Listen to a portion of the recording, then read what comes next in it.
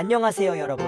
오늘은 중국 역사의 한 장을 차지하는 삼국지 시대를 탐험하는 시간을 가질 것입니다. 삼국지 시대는 고대 중국 역사에서 가장 활기찬 시기로 다양한 지역 세력이 번영하고 충돌하는 시기였습니다. 이 시대의 역사는 우리에게 많은 것을 가르쳐 줄 수 있습니다. 그럼 함께 시작해 보겠습니다. 184년 장각이 이끄는 황건적 반란이 일어났습니다. 수천 명의 반란군이 황건을 두르고 후한 왕조에 맞서 일어났습니다. 후한의 군사들은 성을 지키기 위해 결사적으로 싸웠지만 황건적의 기세는 무서울 정도였습니다. 격렬한 전투가 벌어지며 양쪽의 군사들이 필사의 전투를 벌였습니다. 피비린내 나는 전투 속에서 황건적의 반란은 후한의 통치를 흔들어 놓았습니다. 황건적의 난은 삼국지 시대의 시작을 알리는 사건으로 후한 왕조의 쇠퇴를 가속화시켰습니다. 184년 같은 시기에 양주 지역에서도 난이 발생했습니다. 지방 군벌들이 힘을 모아 후한 왕조에 저항하기 시작했습니다. 후한 왕조는 군사를 동원해 반란을 진압하려 했지만 지역 세력들의 저항은 강력했습니다. 양주의 난은 5년간 지속되었고 후한 왕조의 통치력을 크게 흔들었습니다. 189년 후한의 십상시가 궁정에서 권력을 장악하며 정치적 혼란이 시작되었습니다. 십상시는 황제를 납치하고 자신들의 권력을 강화하기 위해 황궁을 장악했습니다. 이 혼란 속에서 동탁이 군대를 이끌고 궁궐에 들어와 십상시를 제거하고 권력을 장악했습니다. 이 사건은 후한 왕조의 몰락을 촉진시키고 삼국시대의 시작을 알리는 중요한 계기가 되었습니다. 190년 동탁은 황제를 협박하며 후한의 실질적인 권력을 장악했습니다. 그의 폭정은 많은 이들의 반발을 불러일으켰습니다. 이에 반발하여 원소를 중심으로 한 반동탁 연합군이 결성되었습니다. 이 연합군은 동탁을 토벌하기 위해 결집했습니다. 반동탁 연합군은 동탁의 군대와 여러 차례 격돌하며 치열한 전투를 벌였습니다. 결국 동탁은 패배를 직감하고 낙양을 불태우며 철수했습니다. 이 사건은 후한 왕조의 몰락과 삼국시대의 서막을 알리는 중요한 전투였습니다. 191년 동탁은 낙양을 포기한 후 양인으로 철수하여 군대를 재정비했습니다. 반동탁 연합군은 다시 한번 동탁의 군대를 추격했습니다. 양인 전투에서 연합군은 동탁의 군대와 격렬한 전투를 벌였습니다. 양쪽 모두 많은 사상자를 냈고 전투는 치열하게 전개되었습니다. 결국 동탁의 군대는 연합군의 압박을 견디지 못하고 후퇴했습니다. 이 전투로 인해 동탁의 세력은 크게 약화되었고 후한 왕조는 더욱 혼란에 빠졌습니다.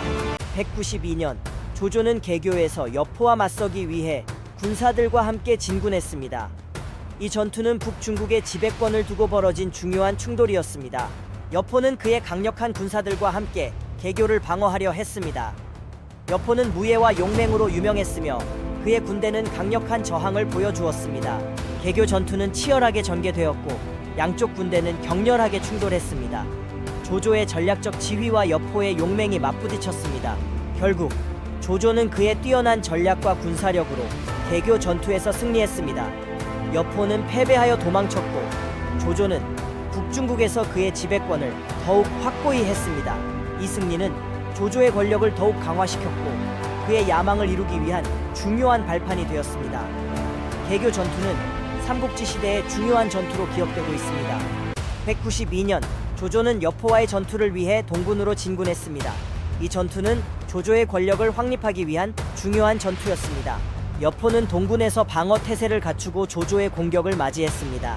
여포는 뛰어난 무예와 용맹으로 유명했지만 조조의 전략적인 지휘는 강력했습니다. 동군 전투는 매우 치열하게 전개되었습니다. 양쪽 군대는 격렬하게 맞부딪혔고 많은 사상자가 발생했습니다. 조조는 그의 뛰어난 전략으로 여포의 군대를 포위하였고 여포는 결국 패배를 인정할 수밖에 없었습니다.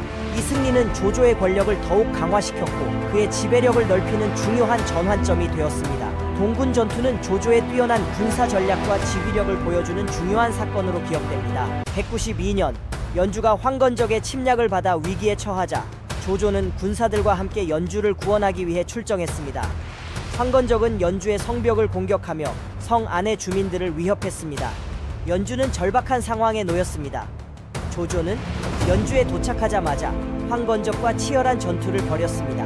그의 군사들은 용맹하게 싸우며 황건적을 몰아냈습니다. 조조의 지휘 아래 연주는 황건적의 위협에서 벗어나게 되었습니다. 이 승리는 조조의 명성을 높이고 그의 지배력을 강화하는 중요한 사건이었습니다. 192년 후한 말기의 혼란 속에서 삼보의 난이 시작되었습니다. 여러 지역에서 반란군이 모여 중앙정부에 저항했습니다. 반란군은 각지에서 봉기하여 성과 마을을 공격했습니다. 강력한 무장 세력을 이루어 후한의 군대와 치열한 전투를 벌였습니다. 각지의 전투는 피비린내 나는 격전으로 이어졌고 많은 희생자가 발생했습니다. 조조는 반란을 진압하기 위해 군대를 이끌고 출정했습니다. 그는 반란군과 여러 차례 격돌하며 승리를 거두었습니다. 조조는 전략적으로 반란군을 포위하여 공격했습니다. 그의 군사 전략과 지휘력은 반란군을 무너뜨리는 데 중요한 역할을 했습니다. 196년 조조는 삼보의 난을 진압하고 각 지역에 평화를 회복시켰습니다. 이로써 그의 권력은 더욱 강화되었고 후한 왕조의 통제력을 되찾게 되었습니다.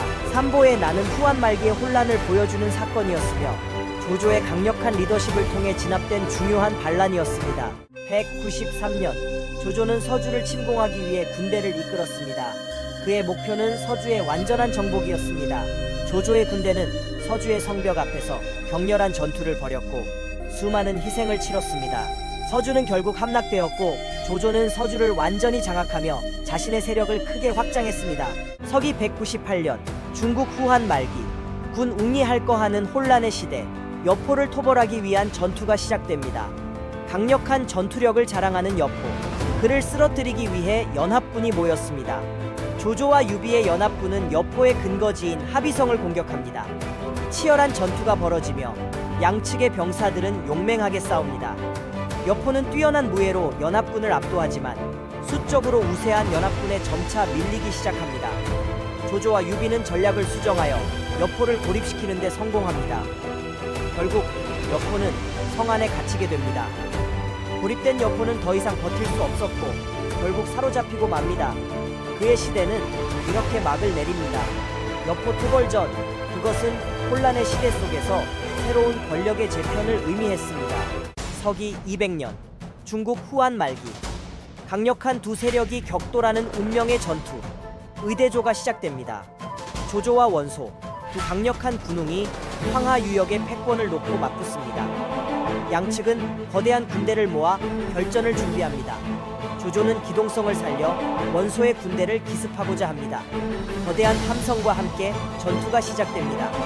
조조의 기병대는 빠르고 강력한 공격으로 원소의 선봉을 무너뜨리기 시작합니다. 양측의 병사들은 혼신의 힘을 다해 싸웁니다. 원소는 전열을 가다듬고 반격을 시작합니다. 대규모의 보병과 군병이 일제히 공격을 퍼붓습니다. 전장은 피와 땀으로 물들고 병사들의 용맹함이 빛납니다. 양측의 지휘관들은 전략을 펼치며 승기를 잡기 위해 노력합니다. 조조는 기회를 포착하여 결정적인 명령을 내립니다. 그의 전략은 원소의 측면을 공격하는 것이었습니다. 조조의 측면 공격은 원소의 군대에 큰 타격을 주었고 전세는 급격히 조조에게 유리하게 돌아섭니다. 원소의 군대는 조조의 압박을 이기지 못하고 후퇴하기 시작합니다.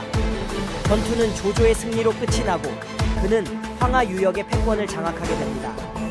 의대조 이 전투는 후한 말기의 판도를 결정짓는 중요한 사건이었습니다.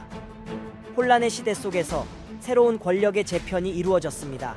서기 203년 중국 후한 말기 조조는 하북 지역을 평정하기 위한 대규모 군사작전을 시작합니다. 관도대전에서 승리한 조조는 하북의 세력을 완전히 장악하기 위해 군대를 정비하고 출정을 준비합니다. 203년 조조는 보금관을 공격하여 첫 번째 승리를 거둡니다. 치열한 전투 속에서 그의 군대는 적을 압도합니다. 원소의 아들들 원상과 원담은 하북을 방어하기 위해 힘을 합칩니다. 그러나 조조의 전략과 군세에 밀리기 시작합니다. 204년 조조는 업성을 포위하고 강력한 공세를 펼칩니다. 성벽을 넘는 병사들의 모습과 함께 치열한 전투가 전개됩니다. 조조는 업성을 함락시키고 하북의 중요한 거점을 장악합니다. 이는 하북 평정의 중요한 전환점이 되었습니다. 206년 조조는 하북의 잔당을 토벌하기 위해 창평에서 최후의 결전을 벌입니다. 양측의 병사들은 마지막까지 용맹하게 싸웁니다. 207년 조조는 마침내 하북 전역을 평정하고 천하의 패권을 손에 넣습니다. 그의 군대는 승리의 기쁨을 만끽합니다. 조조의 하북 평정은 후한 말기의 혼란 속에서 새로운 질서를 세우는 중요한 사건이었습니다. 208년 유비는 조조의 대군에게 쫓기며 민간인들과 함께 장판교로 도망칩니다. 조조는 유비를 추격하여 그의 군대와 민간인들을 압박했습니다. 유비는 가족과 부하들을 지키기 위해 분투했습니다. 장판교에서 장비는 홀로 조조의 대군을 막아섰습니다. 그의 용맹한 모습은 적군을 두려움에 떨게 했습니다. 장비의 희생 덕분에 유비는 민간인들과 군사들을 안전하게 탈출시킬 수 있었습니다. 이 전투는 유비의 리더십과 장비의 용맹을 보여주는 중요한 사건이었습니다. 서기 208년 중국 후한 말기 강력한 두 세력이 격돌하는 운명의 전투 적벽대전이 시작됩니다. 조조는 80만 대군을 이끌고 남쪽으로 진격합니다. 손권과 유비의 연합군은 결연히 맞서 싸울 준비를 합니다. 주유와 제갈량은 불리한 상황 속에서 기발한 전략을 세웁니다. 그들은 조조의 함대를 불태울 계획을 세웁니다. 강가에서 대규모 전투가 시작됩니다. 불 화살이 날아다니고 병사들은 혼신의 힘을 다해 싸웁니다. 제갈량의 계략대로 바람이 바뀌고 연합군은 불타는 배를 조조의 함대로 보냅니다. 함대는 순식간에 불길에 휩싸입니다. 조조의 군대는 불길 속에서 혼란에 빠집니다. 병사들은 도망치기 시작하고 전세는 연합군에게 유리하게 돌아섭니다. 조조는 결국 후퇴를 명령합니다. 그의 대군은 큰 피해를 입고 물러나기 시작합니다. 손권과 유비의 연합군은 마침내 승리를 거머쥡니다. 이 승리는 그들의 동맹을 더욱 견고히 했습니다.